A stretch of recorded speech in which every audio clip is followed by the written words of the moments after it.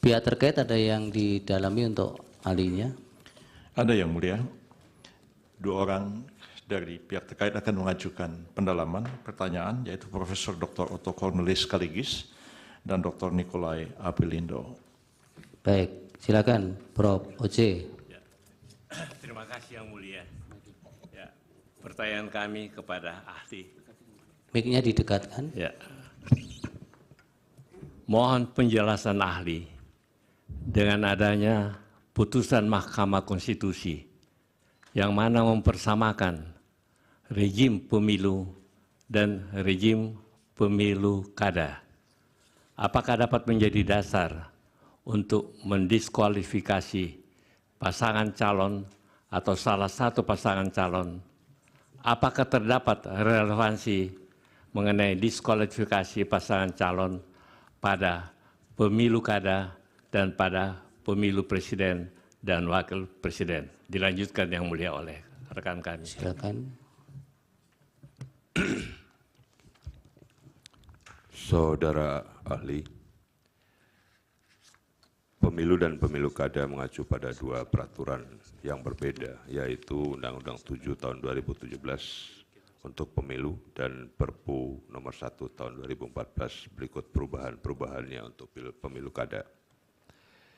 Dengan diundangkan Undang-Undang 7 tahun 2017 tentang pemilu, maka norma-norma yang terbentuk pada putusan sebagaimana dikutip tidak berlaku lagi.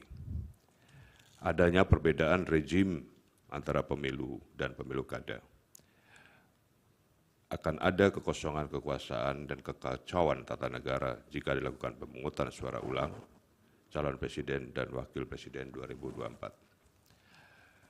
Kalau kita lihat dari permohonan paslon 01 didalilkan adanya pengkhianatan terhadap konstitusi, pelanggaran asas bebas, jujur, dan adil, dan bahkan disebut juga ada tindakan dilakukan terukur. Namun penjabarannya tidak jelas atau obskur. Pada kondisi demikian permohonan lebih banyak narasi, bukannya fakta. Pertanyaannya apa, Bapak? Ya, ini nanti akan menuju ke pertanyaan yang mulia. Pertanyaannya bagaimana pelanggaran konstitusi yang sejatinya menunjuk pada undang-undang. Namun justru dalil-dalil yang dibangun tidak berkesesuaian dengan yang diatur dalam undang-undang. Apakah dengan demikian itu dapat dibenarkan? Mohon dijelaskan oleh ahli. Baik, dari pemohon nomor 1, silakan. Terima kasih Yang Mulia. Kami bergantian dengan rekan Refli. Namun izin sambil kami menanyakan kepada ahli, izin menayangkan 2 lembar PowerPoint Yang Mulia untuk Bukti menanyakan. berapa? Ya, Bukti bukan. PowerPoint hasil riset Yang Mulia. Itu untuk menerangkan, untuk bertanya kepada. Enggak, ada itu bukti bukan. PPT bukan Yang Mulia. Bukan bukti. Bukan. Narasikan saja. Baik, terima kasih. Izin menanyakan langsung Yang Mulia kepada saudara ahli Pak Asrun. Siap. Ya, Yang mulia, kami boleh menyampaikan satu sebelum ini. Tadi kami mendengar pemohon 1 ini keberatan saudara Harun ini dihadirkan sebagai ahli. Iya, sudah kan. Keberatannya dicatat. Keberatan. 03 keberatan. Iya. Ya, kalau keberatan tolong konsisten, jangan bertanya kepada orang yang ada keberatan. Belum kesempatannya, Bro. Ya, Nanti gilirannya. Tidak apa-apa. Meskipun keberatan mengajukan pertanyaan juga boleh. Baik. Sudah tidak perlu ditanggapi, ini untuk pemohon 1. Silahkan. Baik, terima kasih Yang Mulia. Kalau di forum pengacara konstitusi saya panggil Pak Ketua, Pak Asrun. Tadi saudara ahli menerangkan tentang adanya perbedaan rezim. Ya, sedikit kami izin menerangkan sebelum bertanya. Jadi peraturan perundang-undangan tentang pemilihan umum serentak itu awalnya lahir di pemilu kada serentak 2014 dengan Perpu. Kemudian diperbaiki terakhir dengan Undang-Undang Nomor 10 Tahun 2016. Disitulah terbangun sistem keadilan pemilu yang semuanya melalui Bawaslu. pelanggaran administrasi, pelanggaran pidana, pelanggaran TSM, pelanggaran etik, sengketa administrasi di Bawaslu yang kemudian bisa diajukan gugatan di Pengadilan Tata Usaha Negara. Nah, kemudian sistem keadilan pemilu ini diadopsi di tahun 2017 di Undang-Undang Nomor 7. Sama persis, tidak ada perbedaan. Penegakan hukumnya semua melalui Bawaslu. Organ dan prosedurnya tidak ada perbedaan, hanya ada perbedaan subjeknya karena kepesertaan pemilu itu berbeda antara pemilu kada dengan pemilu legislatif dan pemilu presiden. Kemudian dalam perkembangannya di ruangan ini juga, ya, di ruangan ini juga ada beberapa putusan Mahkamah terdahulu, ya, yang secara progresif di luar sistem keadilan pemilu yang ada. Ya, saya ambil dua contoh. Yang pertama, pemilu kada serentak IA5 2020 ada pelanggaran syarat calon di mana calon bupati ketika selesai pemungutan suara itu statusnya berubah dari terdakwa menjadi terpidana. Dipertimbangkan oleh mahkamah dengan didiskualifikasi tanpa melalui Bawaslu. Kemudian juga Saburai Juwai bahkan sudah hampir pelantikan. Tidak memenuhi syarat calon kemudian diputus tanpa melalui Bawaslu. Nah, kemudian yang ketiga, Boven Ligul juga pun sama. Bahkan kalau Boven Ligul ada putusan Bawaslu yang diikut sertakan, tapi karena di persidangan terbukti tidak memenuhi syarat, belum jeda 5 tahun pun dibatalkan. Di dalam perselisihan hasil pemilu kada serentak. Nah, dalam konteks ini, kemudian kita menyimak terakhir di 2022. Ada putusan mahkamah tentang pengujian undang-undang. Putusan nomor 85 tahun 2022, di mana dalam salah satu pertimbangan hukumnya ditegaskan bahwa tidak ada lagi perbedaan antara rezim pemilihan, tidak ada lagi perbedaan rezim pemilihan antara pemilu kada dengan pemilu legislatif dan pemilu presiden. Dalam konteks ini, petitum putusan ini, putusan nomor 85. Dipersingkat pertanyaan ya, coba Pak Heru. Ya, pertanyaannya adalah ketika ada perkembangan putusan-putusan mahkamah, nah, apakah kemudian putusan-putusan seperti ini tidak dapat dijadikan pertimbangan untuk masuk memeriksa dan mengadili persoalan persyaratan calon yang baru diketahui belakangan 9 hari sebelum pemungutan suara. Itu yang pertama. Kemudian yang kedua, dalam hal ini menurut ahli jawabannya tidak, ya kan? Jangan dalam hal yang mulia. Yang kedua, jika tidak, ya, jika tidak, ya, quod non. Quod non. Nonnya, lanjut.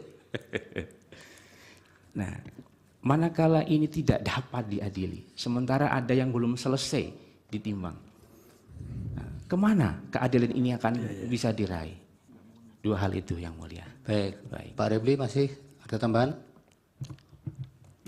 Ya, terima kasih yang mulia. Saya paham pendapat ahli yang mengatakan bahwa harusnya yang dipersoalkan adalah selisih suara. Itu ya pendapat saudara ahli. Saya akan membacakan putusan Pilpres pertama kali tahun 2004 yang diajukan oleh Wiranto dan Salahuddin Wahid dan pertimbangan yang bersifat kualitatif halaman 53 dan 54 dari putusan MK. Menimbang bahwa Mahkamah sebagai pengawal konstitusi berkewajiban menjaga agar secara kualitatif pemilu berlangsung sesuai dengan prinsip-prinsip yang telah digariskan oleh pasal 22E ayat 1 dan 5 Undang-Undang Dasar 1945 yang intinya menentukan bahwa pemilu dilaksanakan secara langsung, umum, bebas, rahasia, jujur, dan adil, serta diselenggarakan oleh suatu komisi pemilihan umum yang bersifat nasional tetap dan mandiri. Dengan demikian, persoalannya adalah apakah berbagai hal yang bersifat kualitatif yang didalilkan oleh pemohon telah menyebabkan terjadinya pelanggaran terhadap prinsip-prinsip pemilu yang tercantum dalam pasal 22E ayat 1 dan 5. Sudah bisa ditangkap. Ya. Dan itu MK mengatakan bahwa mereka adalah pengawal konstitusi. Jadi karena itu kalau ada pelanggaran konstitusi, maka tidak tertutup kemungkinan MK untuk mereview kembali jalannya pemilu yang sudah ada. Nah, apakah saudara ingin mengatakan bahwa pertimbangan hukum MK tahun 2004 itu salah? Itu pertanyaan saya. Yang kedua adalah saya paham Anda mengatakan bahwa putusan 90 itu self-executing. Kita hargai putusan itu sebagai sebuah putusan walaupun menurut pendapat Prof. Yusril itu kontroversial. Dan bahkan Prof. Yusril juga mengatakan tidak ada waktu untuk mengubah karena harus ada konsultasi dengan DPR dan lain sebagainya. Kami berpendapat bahwa walaupun putusan MK itu berlaku erga omnes, berlaku sejak dibacakan dalam persidangan, tetapi jangan lupa bahwa untuk mendaftar sebagai calon presiden dan atau wakil presiden ada prosedur yang harus didahului. Dan kita tahu bahwa sebenarnya termohon dalam hal ini sudah berusaha. Dalam sidang kemarin terungkap bahwa yang bersangkutan, mohon maaf ya, seperti mau melakukan penyelundupan dengan meminta Dirjen Perundang-undangan mengundangkan peraturan KPU yang mengubah syarat usia tersebut. Tetapi kemudian ditolak karena belum berkonsultasi dengan DPR. Sebenarnya beliau sadar bahwa harus mengubah PKPU terlebih dahulu. Nah, menurut Anda, apakah putusan itu bisa nyelonong begitu saja tanpa mengubah PKPU? Dan PKPU-nya baru diubah tanggal 3 November setelah pendaftaran tertutup. Tutup. Makasih. Dari pemohon 2. Yang mulia, kami punya beberapa pertanyaan, tapi karena kami sudah menyatakan keberatan kami terhadap ahli, kami tidak akan mengajukan pertanyaan. Keberatan Prof. Yusril dicatat, tapi hakim membolehkan kok. Kami ingin konsisten dengan pernyataan. Silakan. Terima kasih. Pihak termohon. Ada pertanyaan? Cukup. Bawaslu. Dari meja hakim. Silakan, Yang Mulia. Baik, terima kasih Yang Mulia Pak Ketua. Terima kasih ahli untuk keterangannya. Saya ingin menindaklanjuti pertanyaan dari Pak Refli tadi.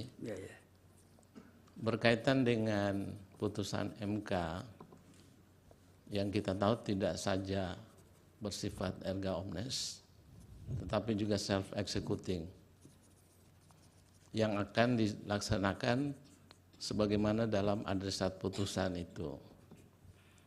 Nah, dalam kaitan putusan 90, PKPU ada putusan MK yang harus berkonsultasi dengan DPR. Tapi pada masa itu dalam fakta persidangan itu dinyatakan bahwa DPR pada waktu itu masih reses. Kemudian KPU mengeluarkan surat edaran. Pertanyaannya adalah apakah surat edaran itu bisa dijadikan sebagai pegangan pengganti sebelum PKPU itu dirubah. Itu saja. Terima kasih. Silakan Pak Andi Asrun dijawab singkat-singkat saja. Terima kasih Yang Mulia. Terima kasih atas segala pertanyaan yang disampaikan kepada saya. Perkenankan saya menjawab pertanyaan satu persatu. Mudah-mudahan bisa dijawab. Jadi, Saudara Heru ya, pertanyaan pertama terkait dengan pemilu dan pemilu kada. Dari pihak terkait dulu. Dari pihak terkait ya, saya lupa saya. Ya, saudara pihak terkait ya, Profesor Ojek Kaligis. Ya, terkait dengan persoalan pemilu dan pemilu kada. Memang sejak awal ya, rahim amandemen konstitusi, rahim amandemen Undang-Undang Dasar 45 itu membedakan. Tidak masukkan Prof. Oce. Pemilu kada, pemilu kepala daerah ke dalam sistem pemilu nasional dibedakan. Dikatakan pemilihan kepala daerah dilakukan secara demokratis. Demokratis bisa melalui DPRD secara langsung, kemudian dilakukan pemilihan secara langsung. Sejak awal sejarahnya beda. Jadi oleh karena itu tidak bisa bedakan. Kemudian juga ada putusan MK, ya, putusan Mahkamah Konstitusi. Saya kutip ini putusan MK. Ya. Yaitu putusan 97, PU 11 2013. Ini sangat prinsipal sekali dan selalu saya tahu menjadi perdebatan di Mahkamah Konstitusi. Apakah pemilu kada itu masuk rejim pemilu? Dan bagaimana penanganan sengketa pemilu? Bahwa putusan ini mengatakan itu inkonstitusional. Walaupun sudah dirubah oleh kemudian. Tetapi sejatinya dalam rahim Mahkamah Konstitusi mengatakan kita keluarkan ini pemeriksaan sengketa pemilu. Biarkan dibentuk oleh pemilihan khusus. Mari kita jadikan Mahkamah Konstitusi sebagai peradilan undang-undang. Biar marwah kenegarawan itu lebih tinggi, lebih melekat. Itu jawaban saya yang secara itu. Kemudian soal penetapan hasil ya. Misalnya ada putusan pemilu kada ingin diterapkan dalam kasus pemilu presiden. Saya kira dari ajasnya saja, dari lahirnya rahim ide pemilu kada itu berbeda dengan pemilu nasional. Dan implikasinya beda. Bayangkan kalau tiba-tiba semuanya dirubah, diulang secara total, mulai dari mana? Dan ada satu lagi yang menurut saya ada satu keanehan, ketika ada permintaan untuk mencoret hanya Gibran Rakebumi sebagai cawapres, bagaimana mencari pengganti Gibran ini untuk mendampingi Pak Prabowo Subianto sebagai paslon calon presiden 02. Ini pertanyaan-pertanyaan yang seolah-olah tidak mau dijawab, seolah-olah dibiarkan begitu saja. Sekali lagi, penetapan Gibran berdasarkan putusan Mahkamah Konstitusi adalah konstitusional. Kalau Anda keberatan terhadap Mahkamah Konstitusi, bukan terhadap produk KPU. Dan sekaligus saya jawab pertanyaan Repli ya, bahwa memang ada persoalan yang dalam pemilu kada. Saya berikan contoh ekstrim Pak Repli, Pak Bambang ya, terkait dengan pemilu kada Bengkulu Selatan 2008. Itu sangat ekstrim kondisinya. Seorang yang pernah dihukum penjara karena terlibat pembunuhan cinta segitiga, dihukum 7 tahun. Namanya beda. Nama di KTP, nama di kampung, nama di kampus beda. Nama aslinya adalah Dirban Mahmud. Tapi nama di KTP, nama di kampus, Robi namanya. Supaya lebih keren karena tinggal di kota. Ya. Tapi oleh mahkamah digali kebenarannya itu. Karena situasi ekstrim sekali. Dicari data tidak ada. Didapatkan keterangan ahli bahwa betullah sinonima persamaan antara orang yang bernama Dirban Mahmud dan orang bernama Robi. Itu kondisi ekstrim Pak. Ya, diulang. Tapi ini Pak Gibran ini bukan narapidana, bukan kriminal. Dia mendapat legalitas dari Mahkamah Konstitusi, dan ini biasa. Kalau seorang merasa... Itu sudah, tidak usah diulang-ulang. Ya. Pertanyaan pihak terkait Pak Niko tadi, jawab dulu. Yang mana Pak? Dari penanya dua pihak terkait. Oh, pihak terkait. Yang pertama Pak Oce kan sudah dijawab. Ya. Yang pertanyaan Pak Niko satunya. Oh ya. Tadi pertanyaan kedua tentang beda pemilu kada dengan pemilu nasional. Kira-kira gitu Pak.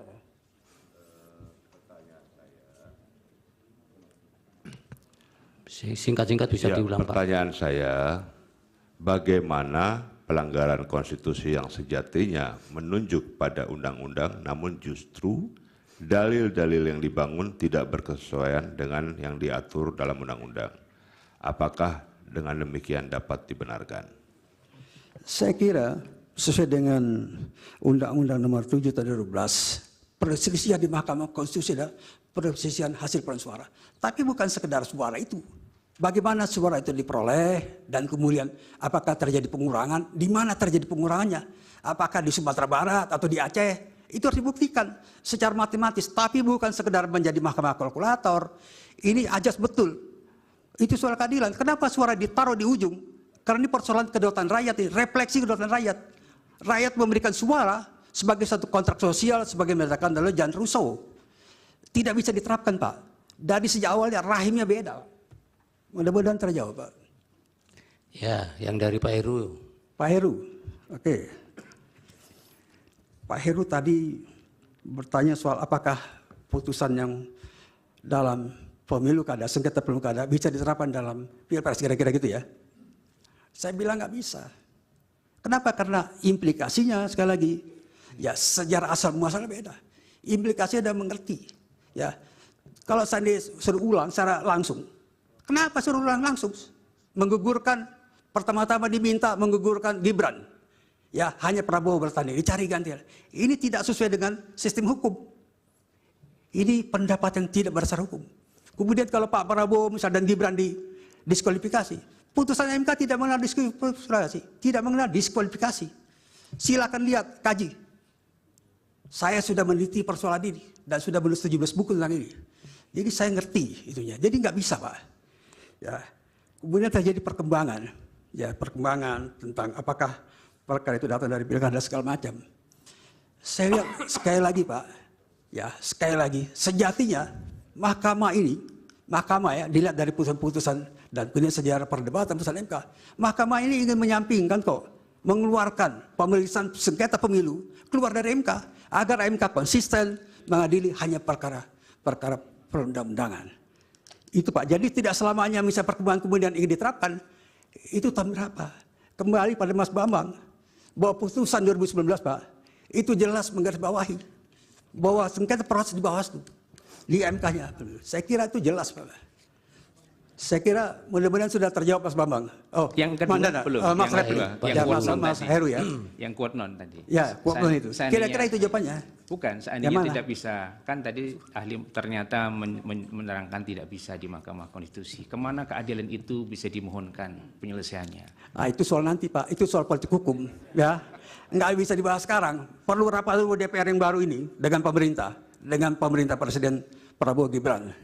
Ya, yang pertanyaan Pak Refli, jawab.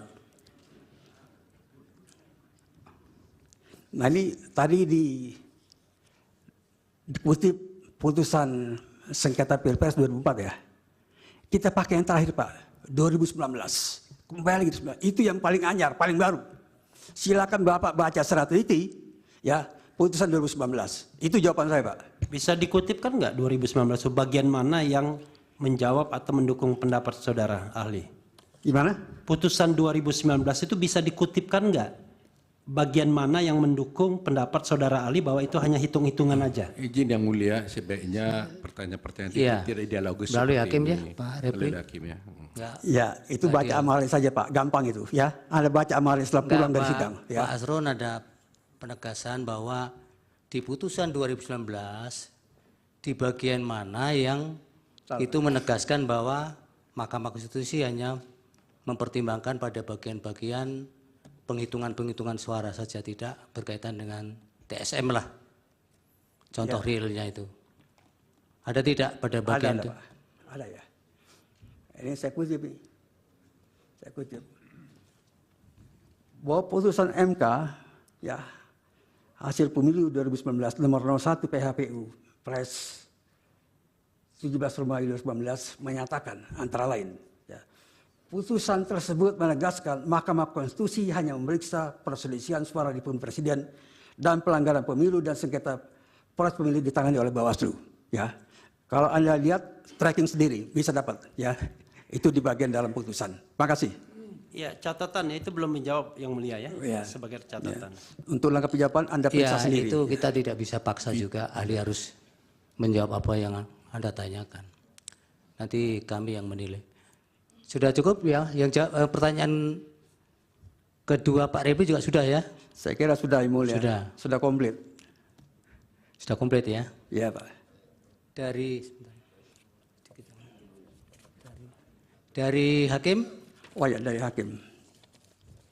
Jadi kalau saya lihat, karena sifat putusan MK itu adalah self-executing, dia kesampingkan peraturan KPI yang pada saat itu. Dia terapkan putusan MK nomor 90. Tidak ada yang salah. Masa salah putusan MK nomor 90, kemudian diperkuat oleh putusan MK nomor 141. Jadi tidak salah tindakan KPU menerapkan langsung putusan Mahkamah Konstitusi nomor 90. Tidak salah. Saya yakin itu tidak salah. Bukan itu pertanyaan Pak Hakim tadi. Surat edaran itu kemudian menjadi acuan. Iya. Itu apakah bisa dibenarkan atau kemudian ada sesuatu yang salah? Benar. KPU melaksanakan itu berdasarkan putusan MK. Dikesampingkan PKPU. Itu jawaban saya, Yang Mulia. Baik, Pak Hakim. satu lagi pertanyaan dari Yang Mulia Pak Prof. Arip. Ya. Pak Asrun. Ya, Prof. Asrun. Saya enggak bertanya, tapi ini kan didengar publik di seluruh Indonesia. Memberikan pelajaran pada ahli hukum di Indonesia yang muda-muda. Supaya kita kalau bicara clear ya. Saya pengen tidak bertanya, tapi pengen mohon untuk bisa dicermati bersama-sama sebagai pelajaran kepada seluruh masyarakat Indonesia. Begini Pak Asrun.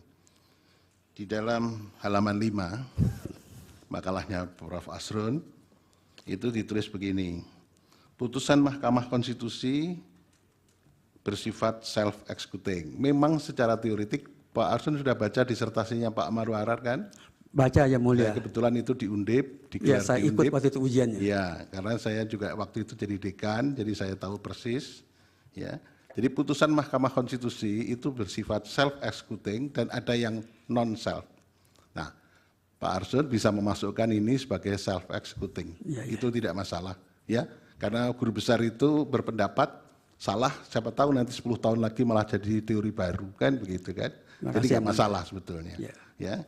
Tapi terus begini, Pak Arsul menyamakan apa yang dilakukan oleh KPU dengan putusan 90 itu betul sudah dilaksanakan.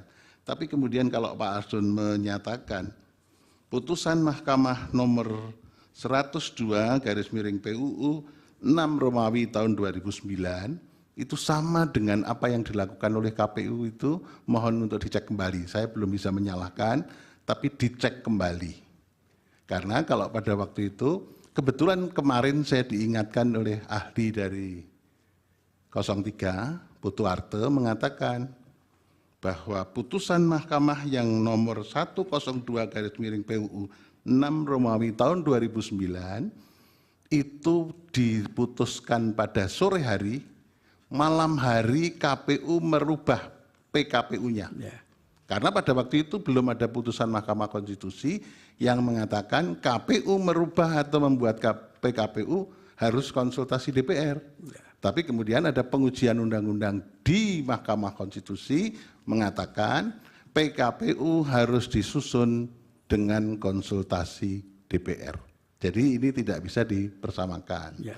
Tapi kalau pendapat bahwa putusan Mahkamah nomor 90 itu self-executing dan bisa langsung ditindaklanjuti oleh KPU, itu tidak ada masalah pendapat itu, gitu ya. Ya. Tapi yang tidak bisa disamakan dengan 102, karena 102 begitu diputus Mahkamah langsung malamnya Pak Putu Arte yang membuat PKPU baru bahwa mencoblos tidak perlu di DPT, tapi mencoblos bisa langsung dengan menggunakan identitasnya. Jadi saya tidak bertanya, tapi kita supaya semuanya clear, karena kita berhukum harus presisi, harus cermat. Terima kasih Pak Arsul.